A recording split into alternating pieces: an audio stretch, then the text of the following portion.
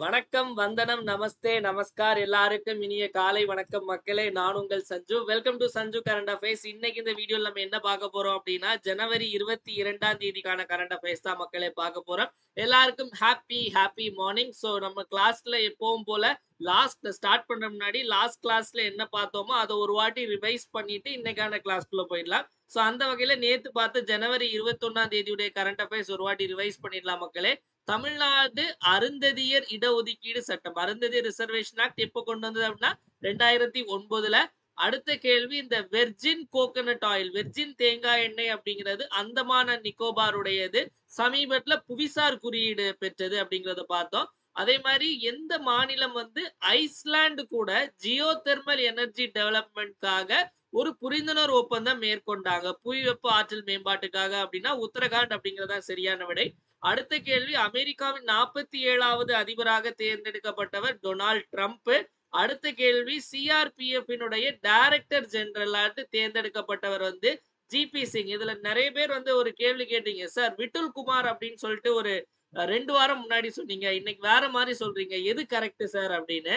அதாவது இது ஒரு பதவி, ஓகே, இந்த பதவியை வந்து எப்ப வேணாலும் யார வேணாலும் மாத்தலாம். சோ முன்னாடி அவர் இருந்தாரு, அவரை அப்பாயிண்ட் பண்ணாங்க, உடனே வந்து மாத்திட்டாங்க. ஓகே, ஆல்ரெடி வந்து என்னன்னா அவரே வந்து அடிஷனல் சார்ஜ் மாதிரி தான் இருந்தாரு, இப்போ வந்து புதுசா ஒரு ஆளை அப்பாயிண்ட் பண்ணிட்டாங்க.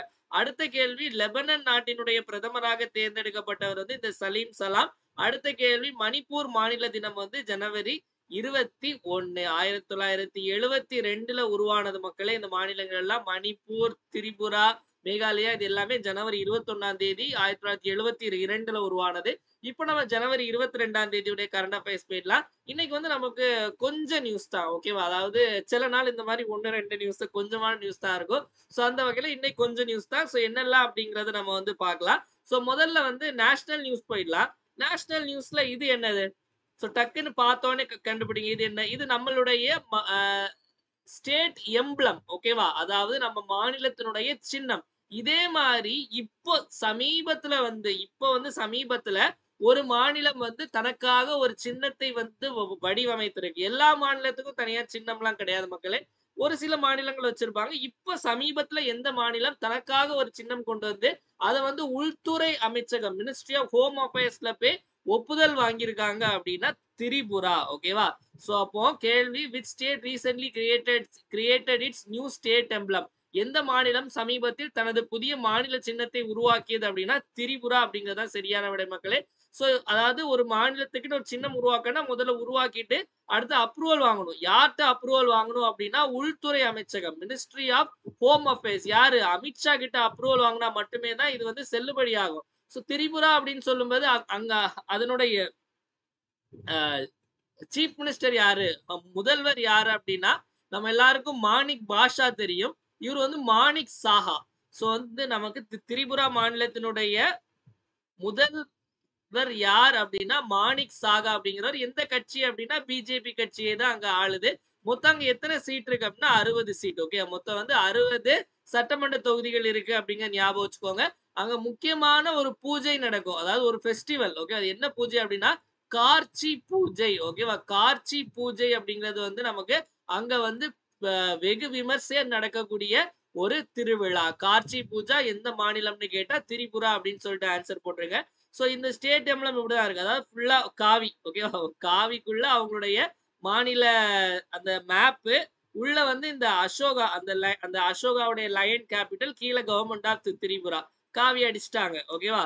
சோ நம்ம மாநிலத்தினுடைய இது பத்தி உங்களுக்கு தெரியும் நினைக்கிறேன், ஒரு வாட்டி கூட எக்ஸ்பிளைன் பண்ணிருக்கேன். இந்த இத வரைஞ்சது யாரு, அதாவது இதை டிசைன் பண்ணது நம்ம தமிழ்நாடு உடைய மாநில சின்னத்தை வடிவமைத்தவர் யார் அப்படின்னா 1949ல இதை யார் வடிவமைத்தார்? கிருஷ்ணா ராவ் அப்படிங்கிறவர். யாரு? கிருஷ்ணா ராவ் அப்படிங்கிறவர் தான் மக்களே. இதை வரைஞ்சது வந்து கிருஷ்ணா ராவ் அப்படிங்கிறவர். சோ இதுல என்னெல்லாம் இருக்கு நம்மளுடைய ஸ்டேட் எம்பளம்ல பாத்தீங்க அப்படின்னா, சோ முதல் விஷயம் வந்து பாத்தீங்க அப்படின்னா இந்த நம்ம அசோகா லயன் கேபிட்டல், இங்கேயும் அது இருக்கும். மோஸ்ட்லி எல்லா சின்னத்துல, எல்லா மாநிலத்துடைய சின்னத்துல இது இருக்கும், ஓகேவா? அதாவது அசோகாவுடைய லயன் கேபிட்டல், ஓகேவா? அசோகாவுடைய லயன் கேபிட்டல் இது. அதே மாதிரி பாத்தீங்க அப்படின்னா உங்களுக்கு 2 பிளாக் இருக்கும், ஓகேவா? 2 பிளாக், 2 இந்தியன் பிளாக் அப்படிங்கிறது இருக்கு. வேற இதுல என்னெல்லாம் இருக்கு அப்படின்னா நமக்கு இங்க ஒரு கோயில் கோபுரம் இருக்கு. இது என்ன கோயில் கோபுரம் அப்படின்னு உங்க எல்லாருக்கும் தெரிஞ்சிருக்கும். அதாவது ஸ்ரீவில்லிபுத்தூர் ஆண்டாள் கோவில். ஓகே. ஸ்ரீவில்லிபுத்தூர் கோவிலுடைய அந்த கோபுரம், ஸ்ரீவில்லிபுத்தூர் கோவில் டெம்பிள் கோபுரம் தான் வந்து இந்த கோபுரம் அப்படிங்கிறது. அதே மாதிரி வேற என்னெல்லாம் இருக்கு? இங்க தமிழ்நாடு அரசு அப்படின்னு சொல்லிட்டு தமிழ்ல எழுதியிருக்கு. அதே மாதிரி தமிழ்ல வாய்மையே வெல்லும் அப்படிங்கிறது. ஏன்னா உங்களுக்கு கேட்கலாம். குடுத்து கேட்டாங்க அப்படின்னா கரெக்ட்டா நோட் பண்ணி வச்சுக்கோங்க. அதே மாரி இது இது ஆக்சுவலி ஸ்ரீவில்லிபுத்தூர் கோவில். அதாவது எப்படி வந்து இது வந்து நம்ம தமிழ்நாடு பொறுத்தவரைக்கும் ஒரு பார்த்தீங்க அப்படின்னா, நமக்கு எந்த ஒரு மதத்துக்குமே முக்கியத்துவம் குடுக்காத ஒரு அ மாநிலம் வந்து நம்ம தமிழ்நாடு. அப்ப ஏன் ஒரு கோவிலுடைய ஒரு கோபுரத்த வந்து மாநில சின்னமா வச்சிருக்காங்க அப்படின்னு கேட்டீங்க அப்படின்னா, அதாவது இதுக்கு அவங்க தரப்புல என்ன பதில் சொல்லப்படாது. அது வந்து காங்கிரஸ் பீரியட்ல ஓகேவா? இது யாருடைய பீரியட்ல அப்படின்னா, ஓமந்தூரார் ரெட்டி, அப்புறம் வந்து அ பி. குமாரசாமி ராஜாலாம் இருக்கார்ல, அவருடைய பீரியட்ல தான் வந்து இத வந்து இது பண்ணுது. அப்ப அவங்க என்ன காரணம் சொல்றாங்க? நேரு கேட்டதுக்கு என்ன காரணம் சொல்றாங்க அப்டின்னா, அதாவது இந்த கோயில் கோபுரம் அப்படிங்கிறது வந்து, இது வந்து தமிழர்களுடைய பாரம்பரியத்தையும், கலாச்சாரத்தையும் உள்ளடக்கியது.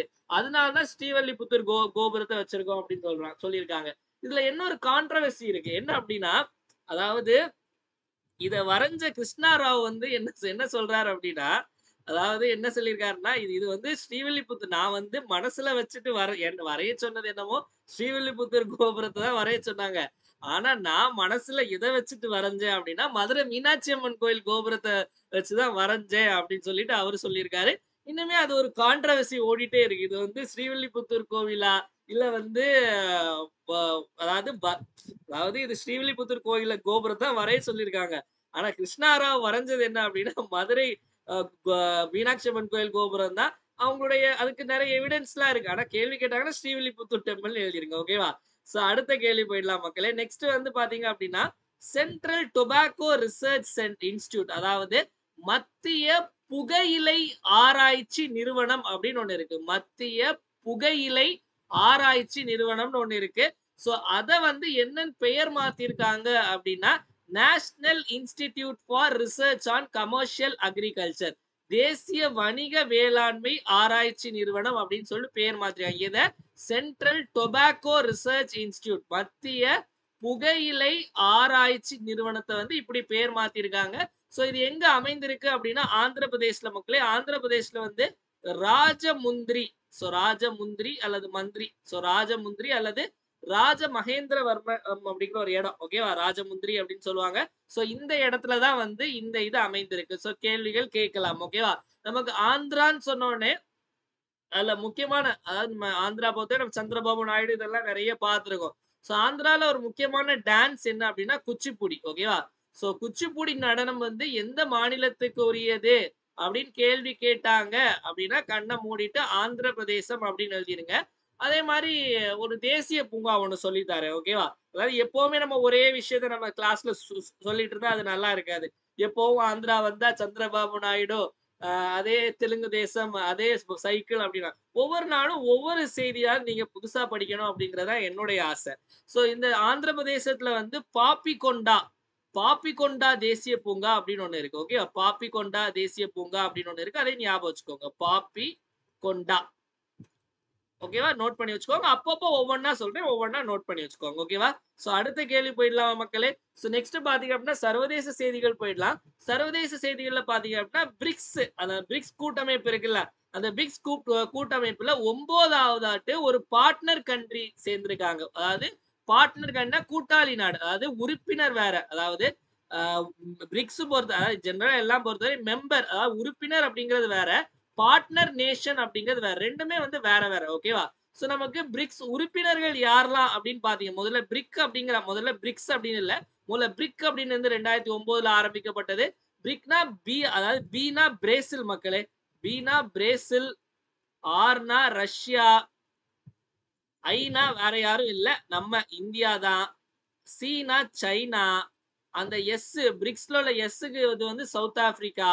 வேற யார் யாரெல்லாம் உறுப்பினர்கள் அப்படின்னா எகிப்து, அப்புறம் ஈரானு, வேற என்ன எத்தியோப்பியா, அப்புறம் யுஏஇ ஓகேவா. சோ மறுபடியும் சொல்றேன் சவுதி அரேபியா வந்து சவுதி அரேபியாவுக்கு வந்து இன்விடேஷன் அனுப்பப்பட்டது. ஆனா அவங்க இன்னும் அக்செப்ட் பண்ணல. சவுதி அரேபியா இன்னும் உறுப்பினர் ஆகல. 10வது உறுப்பினரா இணைந்த நாடு எது அப்படிங்கிறது இந்தோனேஷியா படிச்சோம். இப்போதைக்கு பிரிக்ஸ்ல எத்தனை உறுப்பினர்கள் அப்படின்னா இந்த 10 உறுப்பினர்கள் தான் இருக்காங்க மக்களே. இது வந்து உறுப்பினர்கள். சோ பார்ட்னர் கண்ட்ரியாட்டி யார் இணைஞ்சிருக்காங்க அப்படின்னா நைஜீரியா இப்ப இணைஞ்சிருக்காங்க. ஓகேவா? சோ பார்ட்னர் கண்ட்ரி நிறைய இருக்கு. மலேசியா, தாய்லாந்து, உகாண்டா இதெல்லாம் பார்ட்னர் கண்ட்ரியா இருக்கக்கூடியவங்க. சோ இதுல இதுல மலேசியாலாம் பாத்தீங்க அப்படின்னா எங்களையும் வந்து முழு உறுப்பினரா சேர்த்துக்கோங்க அப்படின்னு சொல்லிட்டு அப்ளிகேஷன்லாம் கொடுத்துருக்காங்க. ஓகேவா? பிரிக்ஸினுடைய தலைமையகம் எங்க இருக்கு அப்படின்னா ஷாங்காய். சோ ஷாங்காய் சைனால தான் வந்து பிரிக்ஸினுடைய தலைமையகம் ஹெட் குவார்ட்டர்ஸ் இருக்கு அப்படிங்கிறதையும் ஞாபகம் வச்சுக்கோங்க. ஓகேவா? ஷாங்காய் சைனால இருக்கு. சோ அடுத்த கேள்வி போயிடலாம் மக்களே. நெக்ஸ்ட் பாத்தீங்க அப்படின்னா ட்ரம்ப் வந்து ஜனவரி 20ஆம் தேதி பதவியேற்றார். பதவியேற்றோட ஏதாவது பண்ணணும்ல. சோ நிறைய விஷயங்கள் பேசினாரு. என்ன அப்படின்னா அந்த பிரிக்ஸ், அதாவது பிரிக்ஸ் நேஷன், அதாவது பிரிக்ஸ் நாடுகள் மேல வந்து நிறைய வரி போடுவோம் அந்த மாதிரிலாம் நிறைய சொல்லியிருந்தாங்க. அதே மாதிரி வந்து மொத்தமே வந்து அமெரிக்கா பொறுத்த வரைக்கும் ரெண்டே ரெண்டு அதாவது ரெண்டே ரெண்டு இது மட்டும்தான், ஜெண்டர் மட்டும்தான். ஒண்ணு ஆண், இன்னொன்னு பெண். இந்த எல்ஜிபிடிக்கு இதுக்கெல்லாம் வந்து எதுவுமே இடம் இல்லை அந்த மாதிரி எல்லாம் பேசியிருந்தாரு. ஏன்னா ட்ரம்ப் பொறுத்த வரைக்கும் ஒரு மாதிரி ஒரு ரைட் விங் லீடர். ஓகேவா? ரைட் விங் அப்படின்னு சொல்லும்போது நம்மளுடைய இங்க இருக்கக்கூடிய பிஜேபி மாதிரி அப்படின்னு சொல்லிட்டு வச்சுக்கோங்களேன். சோ அதுவும் இல்லாம முதல்ல என்ன என்ன பண்ணிருக்காரு அப்படின்னா உலக சுகாதார நிறுவனம், வேர்ல்ட் ஹெல்த் ஆர்கனைசேஷன் இருக்குல்ல. சோ அவங்க வந்து கொரோனா இந்த மாதிரிப்பட்ட பேரிடர்கள் எல்லாம் சரியா அவங்க வந்து கையாளல, கோட்டை விட்டுட்டாங்க. அதனால அமெரிக்கா வந்து இதுல இருந்து வெளியேறோம், அதாவது உலக சுகாதார அமைப்புல இருந்து நாங்க வெளியேறோம் அப்படின்னு சொல்லிட்டு அமெரிக்கா சொல்லியிருக்காங்க. அப்ப which country recently withdrew from World Health Organisation, உலக சுகாதார அமைப்பில் இருந்து சமீபத்தில் விலகிய நாடு எதுனா அமெரிக்கா மக்களே. நமக்கு உலக சுகாதார அமைப்பு அப்படிங்கிற நமக்கு எப்ப ஆரம்பிக்கப்பட்டது அப்படின்னா ஏப்ரல் 7 1948. ஓகேவா? ஏப்ரல் 7 தான் உலக சுகாதார தினம், வேர்ல்ட் ஹெல்த் டேன்னு கொண்டாடுறோம். இதனுடைய தலைமையகம் எங்க இருக்கு அப்படின்னா ஜெனீவா சுவிட்சர்லாந்துல இருக்கு. ஜெனீவா சுவிட்சர்லாந்து இதனுடைய தலைமையகம் இருக்கு. இதனுடைய அந்த டைரக்டர் ஜெனரல் ஹெட் யார் அப்படின்னா டெட்ரோஸ் அதனம். டெட்ரோஸ் அதனம் அப்படிங்கிறவங்க, அதானி இல்ல அதானம், டெட்ரோஸ் அதானம் அப்படிங்கிறவர் தான் இதனுடைய ஹெட் மாதிரி. ஓகேவா? சோ ஒவ்வொரு அதாவது ஒவ்வொரு நாடினுடைய பாராளுமன்றத்துக்கும் ஒரு பெயர் இருக்கு மக்களே. இப்போ அமெரிக்காவுடைய பாராளுமன்றத்தை என்னன்னு சொல்லுவாங்க அப்படின்னு கேட்டாங்க அப்படின்னா காங்கிரஸ் சொல்லுவாங்க. அமெரிக்காவுடைய பாராளுமன்றத்தை என்னன்னு சொல்லுவாங்க? காங்கிரஸ் அப்படின்னு சொல்லுவாங்க. சோ அதே மாதிரி இந்தியாவுடைய பாராளுமன்றத்தை என்னன்னு சொல்லுவாங்க அப்படின்னா சன்சாத் அப்படின்னு சொல்லுவாங்க. என்னன்னு சொல்லுவாங்க?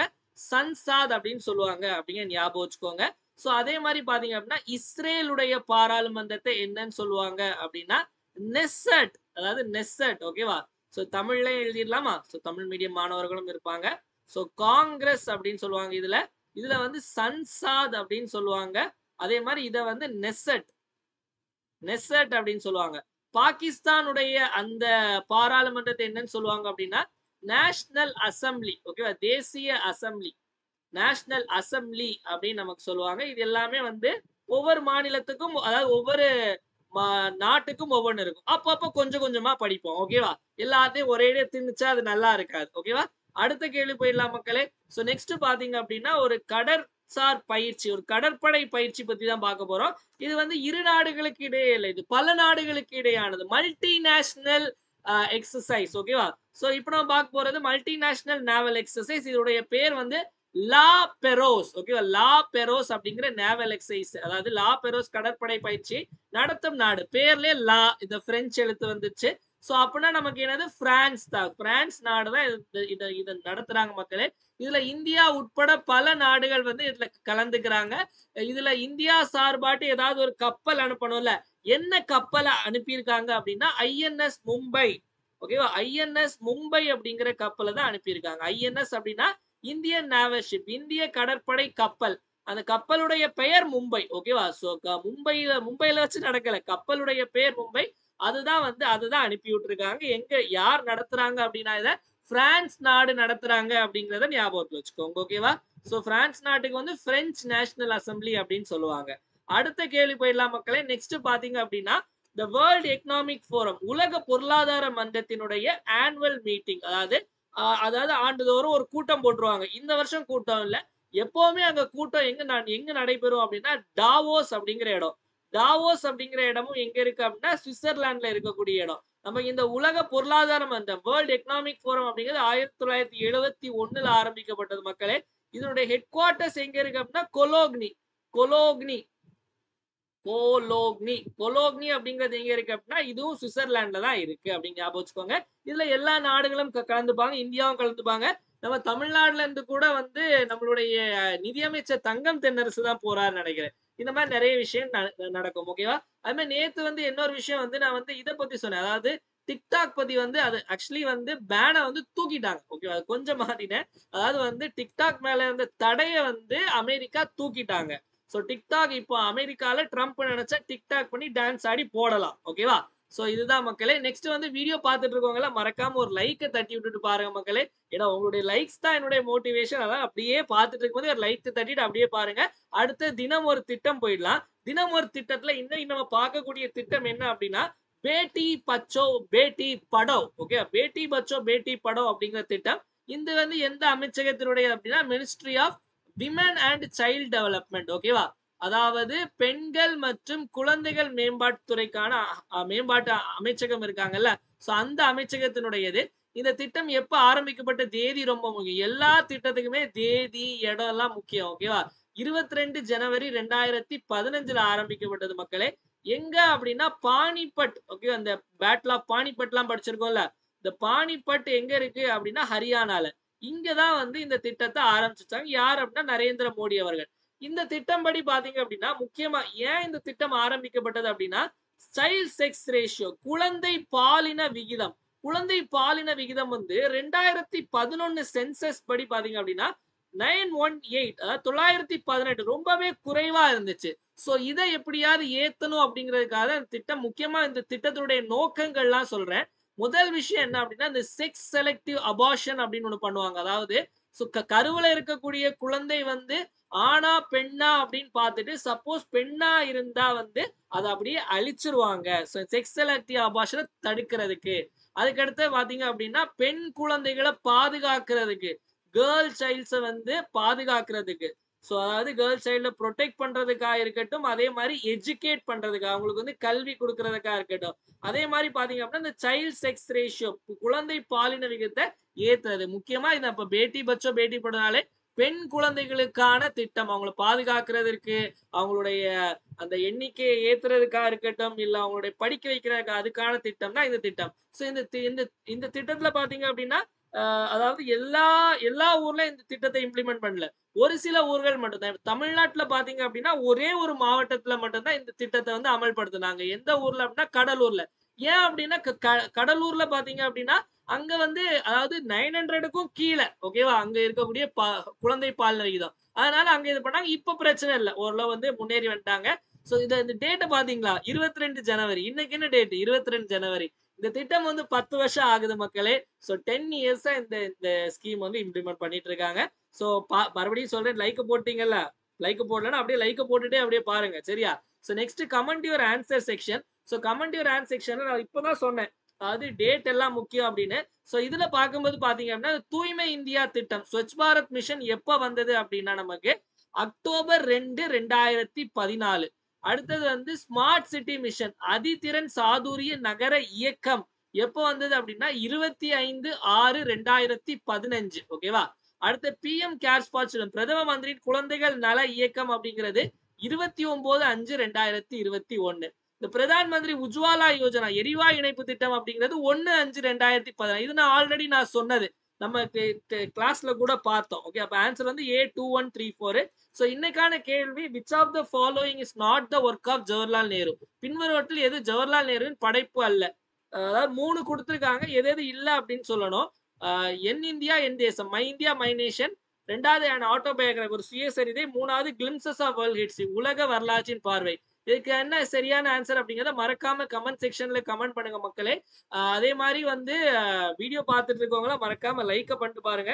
நம்ம நேத்து நிறைய பேர் சில கமெண்ட் எல்லாம் பண்ணீங்க, அதுக்கு சில ரிப்ளை கொடுக்கணும் அப்படின்னு நினைச்சேன். அதாவது இந்த டவுட் ரிலேட்டடா உள்ள இந்த சில கமெண்ட்ஸ். ஓகேவா? என்ன அப்படின்னா வந்து CG5293 அப்படிங்கிற ஒருத்தர் கமெண்ட் பண்ணியிருந்தாங்க. சார் குட் மார்னிங், உங்க வீடியோ ரொம்ப நாளா ஃபாலோ பண்ணிட்டு வரேன், வெரி யூஸ்ஃபுல். பட் இன்னும் கொஞ்சம் கண்டென்ட் எடுத்துட்டு வாங்க. நியூஸ் கொஞ்சம் அதிகமா ஒரு 45 மினிட்ஸ் வீடியோ போடுங்க. It will be more useful my humble request அப்படின்னு.